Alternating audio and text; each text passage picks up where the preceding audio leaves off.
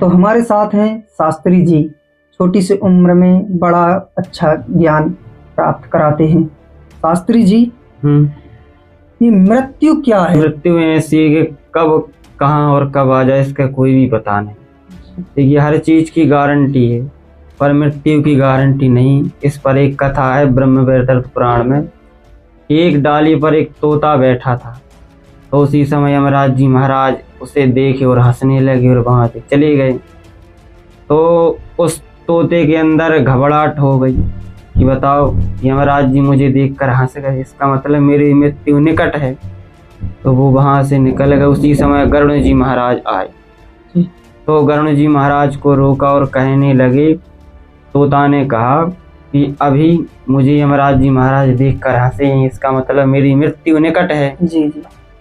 तो गरुड़ जी ने कहा, तुम चिंता मत करो, अभी यहीं से निकले मैं तुम्हें यहाँ से बहुत दूर पहुँचा दूंगा जहाँ तुम्हें मृत्यु नहीं निकट आएगी। हाँ ठीक है।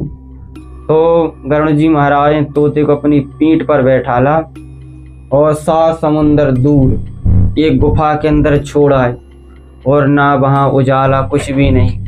तो वहाँ से आए गरुड़ जी महाराज, यमराज से पूछे कि बताओ, अभी कुछ समय पहले एक तोता था जो डाली पे बैठा था, आप उसके लिए देखकर हंसे, उसका कारण क्या है? तो यमराज जी ने कहा कि मैं इसलिए हंस रहा था कि इस अभागे की देखो जिंदगी क्या है। यहाँ से 7 समंदर दूर एक काली गुफा में बिल्ली के हाथ इसकी मृत्यु हुई, और यहीं बैठा है, ये वहाँ कैसे पहुँचेगा? तो गरुड़ जी महाराज कहने लगे, बताओ, मैं अभी उसी के लिए उसी गुफा में छोड़कर आया हूँ, बिल्ली जिस गुफा में उसकी मृत्यु हुई।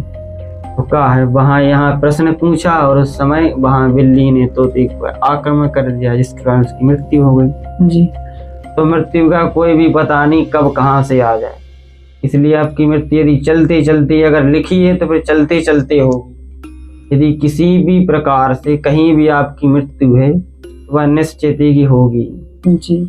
जन्म लिया है तो मृत्यु तो निश्चित है, कभी भी आ सकती है। हाँ। किसी वक्त भी आ सकती है। जो विधाता ने लिखा है वही होगा, टल नहीं सकता है। नहीं, इस कहानी का यह सार है। हाँ। जी। तो सभी के लिए जय श्री राम, राधे राधे। राधे राधे।